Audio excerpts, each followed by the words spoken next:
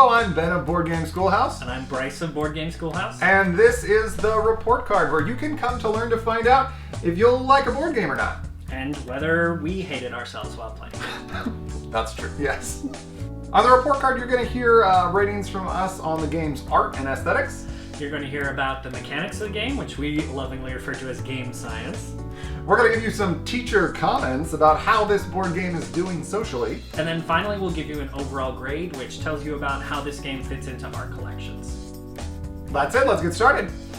One, take! Hey, Bryce. Hey, Ben. What is Endeavor Age of Sail? Well, I'm so glad you allowed me to define this hard to pin down game.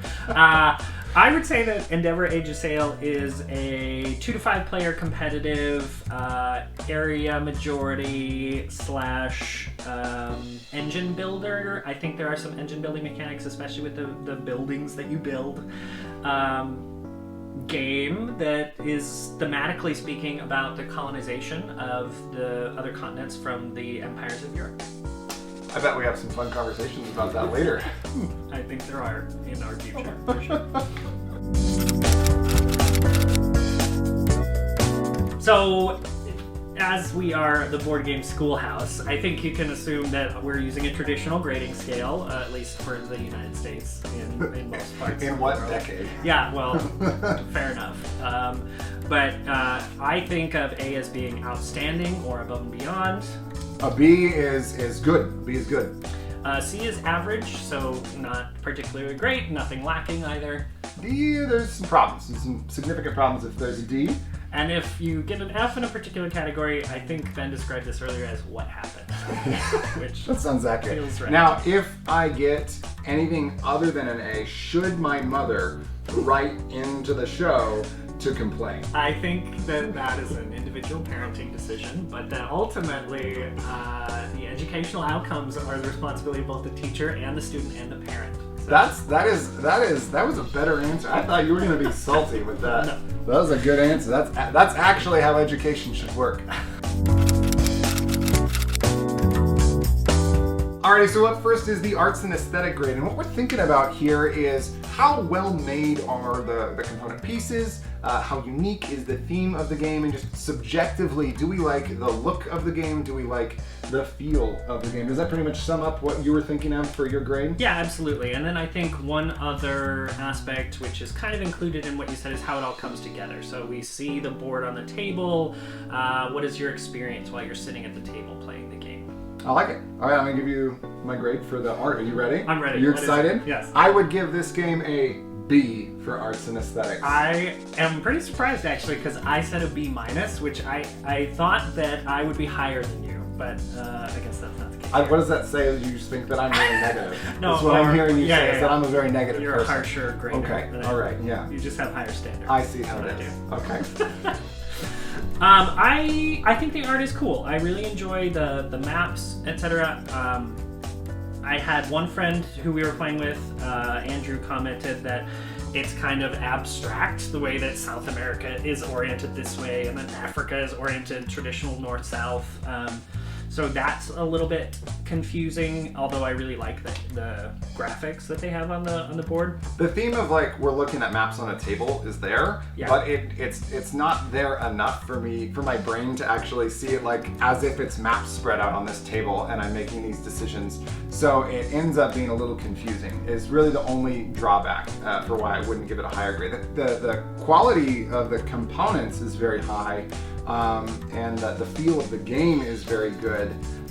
It just is a little overwhelming, as you can see all the little wooden chips all over the place. It's definitely a game where if you bump it, then there's going to be some wallpaper peeling. Yeah, for sure. No, I agree with all those things, especially what you said about the components, the little miniatures for the keys and the first player crown, and some of these other wooden components are really sleek looking. But yeah, the busyness of the board, especially at the start of the game before some of these tokens get removed, is a lot. Now, Bryce, tell me, can I expect these high quality miniatures with any version of the game that I purchase. I am a Kickstarter addict, and so I did back the Commodore version of this game. So if there's the standard version may look a little different. I don't know for sure. I haven't looked into that, but this is for the Commodore version you're seeing here. You don't know for sure what the standard version looks like. I see how it is. Okay. That sort of thing. The next section we're going to talk about is game science, or it's a little bit more on the mechanics. So we'll discuss some of the duration, the type of game. So this game in particular is hard to define, I think I would say. It's not exactly worker placement. What would you say, Ben? I would say that it is a combination of drafting and worker placement. Okay. And ultimately, you're building the most efficient machine you can. Right. It's one of those games. An engine builder is a good, that's a good category to fit this into. But then talking about also how the gameplay feels unique or not. Can you analogize it is a word? Is it though? We're not sure. But can you draw comparisons easily to other kinds of games? And yeah, so we each have a grade that we have prepared in advance, and I will start this time because you started last time, and I will say that my game science grade for this is an A-. Same. Same! Very good. So we're pretty close on this so far. I think this is a really crunchy game for me, and when I say crunchy, I guess what I mean is there are a lot of rules and there's a lot to think about, and you will not feel like you have mastered this game in one or maybe even 2 or 3 plays. And that's something that I really enjoy, is having to dive in deep and feel like you've mastered a game. Right, so the replayability from where I'm sitting is very high for all of the reasons Bryce just said. And then in addition to that, once you think you kind of have it mastered, if you start using the exploit system where you add these 2 sets of unique rules randomly to, or you could choose them, I guess, to each game, then it really starts mixing it up every time you play. So I think that if you consider replayability having a unique experience when the board goes down every time, this does it. But as far as replayability for now, I feel really comfortable with the rules and feel very confident. This is definitely a game that isn't that. You're always going to have to be thinking on your toes and thinking about how all the variables are mixing together in order to make the best decisions that you can, given the exploits in play, what your opponents are doing, the way that the tiles were randomly distributed at the beginning of the game, and all sorts of things like that. And just to highlight on what your opponents are doing, there is some light combat mechanics. It doesn't factor in, or at least in our group, it doesn't factor in too much. It doesn't feel overbearing, I guess is what I would say. But you do still have to be reacting to, okay, my opponent is focused in India. I'm either going to contest that and try to be really active in India also, or I'm going to focus in some of these other regions and gain benefits from less competition there. I think that there's that combat happens. It's less combative to actually attack someone and more combative to be like, I beat you to this place I could tell you were going for. It's one of those games where you can like snag something before they do. The race for governor cards is like that. Particular strategic positions on the board to claim the links or like that. Yeah. Planning ahead about which building you're going to be able to get because you know when it's your turn to draft your building first. Especially because there's only one of each of the final category 5 buildings, I guess. Yeah. So yeah. So that feeds kind of nicely into the teacher comments. So we've talked about grades enough. Let's talk about how your board game is socializing with other students.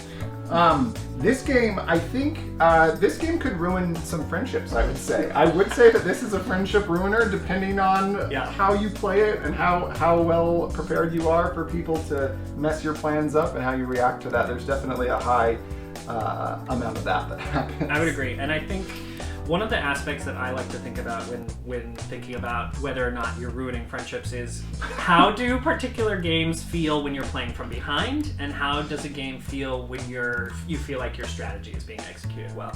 This is a game where we have seen a couple of people playing from behind just feel a little frustrated and not feel for sure how to correct or how to adjust course. And navigate those challenges a little bit. And I can't really speak to that because Ben's won 100%. I've only won all the games we've played. Right. So yeah. Oops. Yeah, and so that's one of the things I think about. I think also players with different proficiency levels. When you have someone who's played 2 or 3 games of this and it's someone else's first game, the learning curve, they're gonna feel at a disadvantage for sure. So there is, like Ben said, a learning curve that you have to just adjust to and compensate for when you're introducing someone new to the game. Absolutely. And be that not necessarily guide for them, but at least help them with what I've observed, and you can take this or leave it, is that it's really important to increase your industry, at least in the early games, so you can build the better buildings. Or just things like that, tips that you get along the way. And in general, it's probably worth noting that that's our philosophy whenever we are playing games at either of our tables, is we want everyone to feel like they're equipped with enough information that they can make good decisions. And so there's a lot of talking aloud at our table if we're focused on playing the game. If it's a competitive game, we're never hiding information from other players. We're always saying, if I were you, I would think about doing these different things for these different reasons. Yeah. And that's one of the things we enjoy about board games, is analyzing, whoa, that person crushed me. Yeah. Why? How did that happen? That's really interesting. And asking on the flip side, when you're the newer player, being like, okay, so I'm thinking about doing this, does that make sense, or is there a better thing that you're saying? And you don't want to be doing that every turn or all of the time, but at least as you're getting used to the game, being able to ask advice and give advice and have a good time. Yeah, I think that's right. So I will say, Bryce, it being our very first episode of the report card, I can't think of a safer episode to have to just than the first one to just let's just go ahead and talk about slavery. Yeah, that makes sense. Yeah. So slavery is included in this game as a mechanic. Just to give you a very brief overview of these card decks that you see around the table, they're based on how much presence you have in a region allows you to draft, like Ben mentioned, the card drafting element. Certain stat bonuses, basically. And one of the decks, one of the mechanics that you can rely upon in order to build your empire is labeled as slavery. And the reason why, the makers of this game, by the way, this is the second edition of the game, right? Yes. So it's a remake. Yeah. And I have no idea what it was like in the first one. We've only played the second one. But I think I really admire that they have a statement in the rulebook about choosing to include slavery and name it as that. They're not pretend, because it is meant to be a fairly historic game about the European exploration and colonialism of these regions, which is historically a lot of bad things happened. Yeah. And they acknowledge that. They're like, we're not going to just ignore it and pretend, we're not going to make this game and then pretend that there weren't bad things that happened, like slavery. They included in it. And then we've had hours of semi-heated discussion about the topic as a result of them including it, which is like, they started that conversation at most board game tables, and I think that's impressive. And I agree. I mean, I think it serves as a reminder to people that look like us that a lot of our historical wealth that our parents have accessed, that their parents have accessed, has been based upon the exploitation and domination and kidnapping of entire races of people. And so sitting down to play a game is lighthearted, it's fun, but it also can make you think about some of these things in ways that you might not otherwise. And in general, it's there is a situation in which you maybe get punished a little bit for having slaves, but it's not very severe. To the point where if you're empirically trying to win the game, you almost certainly should use the slavery deck in the early game. However, there are exploits that change that, and I think this is brilliant. So the Haitian Revolution and then the Underground Railroad totally change the interaction with the slavery deck, where there's a huge incentive to abolish it, or in a way that you can, I should say, you can always abolish slavery in this game by doing a mechanic, who cares? But it's not that big of a penalty for the people who engaged in it. But that's how we felt, at least. It's felt like, yes, slavery was abolished, but the people who participated in it didn't really have that intensive consequences. Which is maybe historically accurate that was what I was as going well. to touch on too.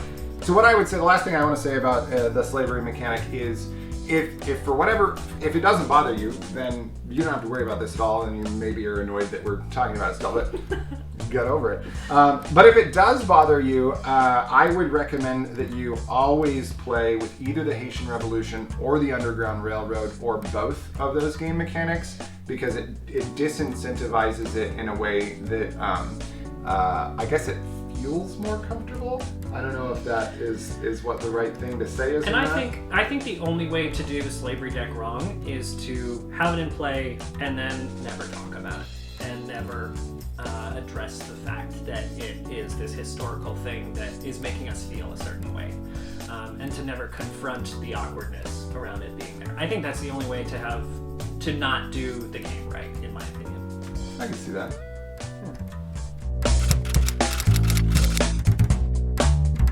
Should we do an overall grade? Yeah, let's do it. So the overall grade, what would you say the overall grade is? I am going to give this overall a B+. And I was waffling back and forth between a B and a B+. Because the mean average between yes, the grades it's hard to. between Yes, exactly. But I am weighting the mechanics a little bit more heavily than I'm weighting the art of the game. Yeah. And so for me, that averages out to a B+. I would love to play this game more. We have a lot of different people in our friend group that play games in different ways, and so I think it requires a certain subgroup who really likes that crunchiness and intense rules and active focus on the game in a certain way. But I love this game, and I can't wait to play it more. Well, it's kind of silly that there are two of us, because if we're just going to agree the whole time, then we can just assimilate into one. We need a very entity. polarizing game. I guess so, yeah. Yeah, I'd give it a B+ as well, because it is the average. No, and I agree. I think more important than the way the game looks is the playing of the game itself. One thing we didn't mention is how long the game takes to play. That fits into the crunchiness. It's, I'm looking at what they're saying on the box. They always lie. Well, they lie or they're wrong. Either one of those two things. They say 60 minutes, which is 30 definitely... minutes a player. 30 minutes a player. I think 30 to 45 minutes a player. Yeah. I think it's a little bit longer than that, especially in those early games where people are still mastering it, and there are lots of turns where I'm, analysis paralysis for 2 minutes, 3 minutes on a single turn. I think that can happen in those early plays, and so 30 to 45 minutes a player is what I would say. I think that's accurate. So that's something that you have to know about it. Do you have a game group that likes crunchy, that can sit, if it's 3 or 4 people, are you ready to sit down for 3 hours and focus and play a game? Is everyone going to have fun with that? And if the answer to that is yes, then you should play this game. We like this game. I can't wait to play it again.